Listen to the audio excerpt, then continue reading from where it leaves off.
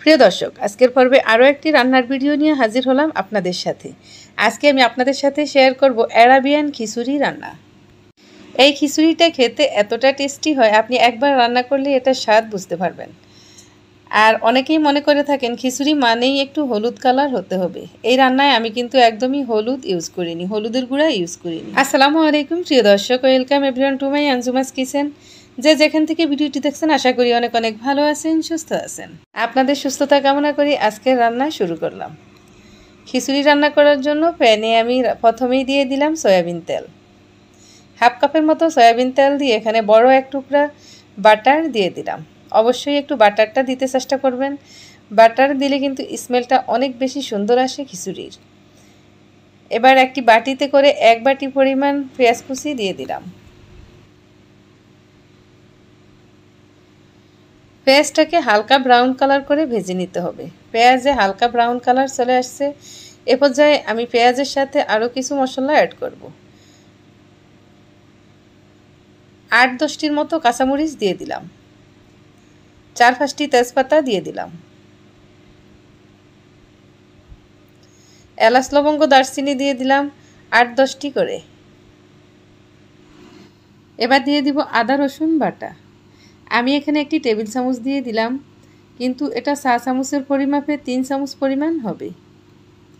3 চামচ পরিমাণ আদা রসুন বাটা দিয়ে দিলাম। এই মশলাগুলো দিয়ে একটু ভেজে নিতে হবে। স্বাদ মতো একটু লবণ দিয়ে দিলাম, তবে আমি রান্নার শুরুতে লবণের পরিমাণটা একটু অল্প করে দিই। রান্নার শেষের দিকে আবার যদি প্রয়োজন হয় তাহলে সাথে অ্যাড করে দিই। মশলাটা কিছুক্ষণ ভেজে নিয়ে এবার সাথে মাংস অ্যাড করে দিব। খিচুড়ি রান্নার জন্য গরুর মাংস নিয়েছি 2 কেজি পরিমাণ। মাংসের টুকরাগুলো আমি একদমই ছোট ছোট করে কেটে নিয়েছি। এই খিচুড়ি রান্নায় মাংসের টুকরাটা ছোট ছোট হলে খেতে অসম্ভব ভালো লাগে।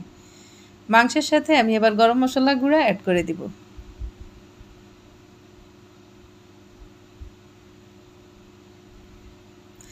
দুই চামচ পরিমাণ গরম মশলা গুঁড়া দিলাম, আর এখানে 1.5 চামচ পরিমাণ গোলমরিচ গুঁড়া অ্যাড করব। অনেক ধরনের গরম মশলা দিয়ে এই গরম মশলা গুঁড়াটা বানানো হয়, এজন্য আর রান্নায় আলাদা আলাদা করে গুঁড়া মশলা অ্যাড করতে হয় না। অনেকেই এই গরম মশলা গুঁড়ার প্যাকেট শপ থেকে কিনে এনে রান্নায় ব্যবহার করে থাকেন, তবে এটা যদি বাসায় বানিয়ে রান্নায় ব্যবহার করা যায় তাহলে রান্নার স্মেলটাও সুন্দর আসে আর রান্নার স্বাদও অনেক বেশি ভালো আসে।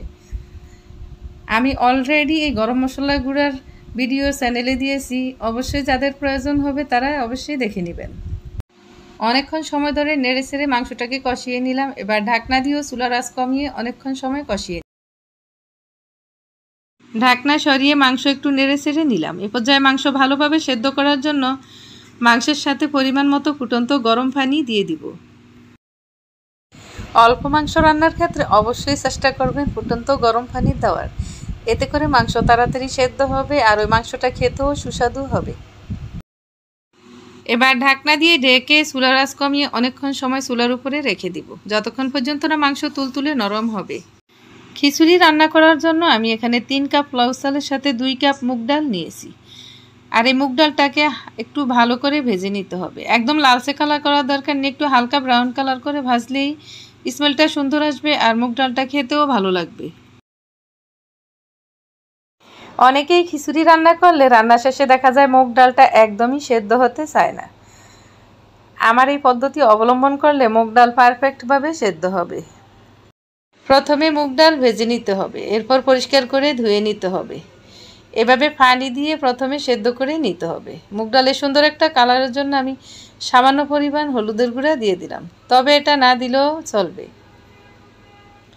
মুগ ডালটাকে এমনভাবে সেদ্ধ করতে হবে মুগ ডাল আস্ত থাকবে ঠিকই, কিন্তু সেদ্ধ হবে। মুগ ডাল সেদ্ধ করতে গিয়ে একদম গলিয়ে ফেলা যাবে না। খিচুড়ি রান্নার জন্য মাংস নরম করে রান্না করে নিলাম। এবার মাংসের সাথে আমি ফুটন্ত গরম পানি অ্যাড করে দিব। আমি এখানে 3 কাপ লাউ চাল নিয়েছি, তাই এখানে আমি 7 কাপ পানি দেব। খিচুড়ির সাথে পানির পরিমাণটা একটু বাড়িয়ে দিতে হয়। আর যদি পুরাতন চাল হয় তাহলে পাশে কিছুটা গরম পানি রেখে দিবেন। যখনই দেখবেন চালটা সুন্দরভাবে সিদ্ধ হচ্ছে না তখন সাথে সাথে গরম পানি অ্যাড করে দিবেন, এতে করে চালটা সুন্দরভাবে সিদ্ধ হয়ে যাবে। এ পর্যায়ে চুলার আঁচ বাড়িয়ে রাখতে হবে, মিডিয়াম হাই হিটে রাখতে হবে।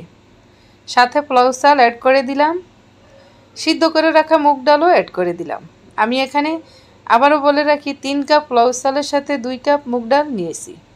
এ পর্যায়ে চুলার আঁচ বাড়িয়ে রাখলে রাইসটা অনেক সুন্দরভাবে সেদ্ধ হয়। অনেকেরই পোলাও বা খিচুড়ি রান্নার ক্ষেত্রে দেখা যায় কিছু রাইস পারফেক্টভাবে সেদ্ধ হয়, আবার কিছু রাইস শক্ত থেকে যায়। এটা কিন্তু চুলার আঁচ থেকেই হয়ে থাকে। চুলার আঁচ যদি আপনি এ পর্যায়ে বাড়িয়ে রাখেন তাহলে সবগুলো রাইসই অনেক সুন্দরভাবে সেদ্ধ হবে। এ পর্যায়ে আমি একটু ঢাকনা দিয়ে দিলাম। ঢাকনা দেওয়ার ফলে রাইসটা অনেক সুন্দরভাবে সেদ্ধ হবে। লবণ দেখে নেবেন। এ পর্যায়ে লবণের পরিমাণটা যদি কম হয় তাহলে সাথে অ্যাড করে দিবেন। প্রিয় দর্শক, আমি সবসময় চেষ্টা করি আমার রান্নাগুলো ভিডিওর মাধ্যমে আপনাদেরকে সুন্দরভাবে বুঝিয়ে দেওয়ার। জানি না কতটুকু পারি, তবে চেষ্টা করি। কোথাও কোনো ভুল হলে আপনারা কমেন্ট করে জানাবেন। প্রিয় দর্শক, আঞ্জুমাস কিচেন চ্যানেলের ভিডিওগুলো যদি আপনাদের ভালো লাগে তাহলে অবশ্যই ভিডিওতে একটু বেশি বেশি লাইক আর শেয়ার করে দিবেন। আর চ্যানেলে যদি নতুন হয়ে থাকেন তাহলে অবশ্যই চ্যানেলটি সাবস্ক্রাইব করে দিতে ভুলবেন না। আপনাদের বোঝার সুবিধার্থে আমি বলে রাখি, আমি কিন্তু মাঝখান দিয়ে খিচুড়ির সাথে আরও একটু পানি অ্যাড করেছি, ফুটন্ত গরম পানি। এই রাইসটা রান্নার ক্ষেত্রে নিজেদেরকেই একটু বুঝে নিতে হয়। রাইসটা একদম শক্ত রাখা যাবে না, আবার একদম নরম করে ফেলা যাবে না। এর মাঝামাঝি একটা সময়েই চুলাটা অফ করে দিয়ে ঢাকনা দিয়ে ঢেকে দিতে হবে। পোলাও চালের ক্ষেত্রে নতুন বা পুরাতন হলে রান্না করতে একটু ঝামেলা হয়। নতুন রাইস হলে তাড়াতাড়ি সেদ্ধ হয়ে যায়, আবার পুরাতন রাইস হলে একটু সময় লাগে। নতুন রাঁধুনিদের ক্ষেত্রে বলছি, আপনি যদি প্রথম রান্না করে থাকেন তাহলে আপনার প্রথমবার হয়তো একটু ঝামেলা হতে পারে। দ্বিতীয়বার থেকে আপনার আর কোনো রকমের ঝামেলা হবে না, আপনার আইডিয়া হয়ে যাবে। বাসায় মেহমান আসলে অল্প সময়ে অল্প খরচে আপনি কিন্তু এই মজাদার খিচুড়িটি রান্না করে মেহমানদের খাওয়াতে পারেন। মেহমানরা খেয়ে অবশ্যই প্রশংসা করতে বাধ্য হবে।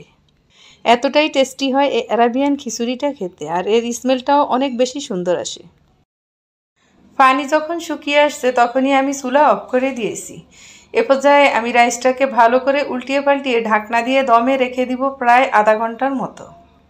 আধা ঘন্টা চুলা বন্ধ করে রেখে দমে রাখার পর আধা ঘন্টা পর চুলা অন করে দিতে হবে।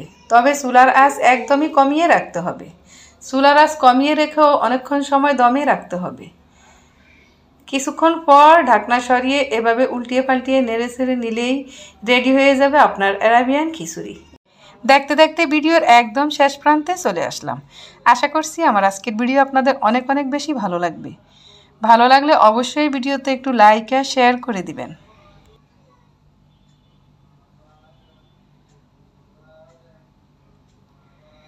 আজকের মতো এ পর্যন্তই। আগামীতে নতুন কোনো ভিডিও নিয়ে হাজির হব আপনাদের সাথে।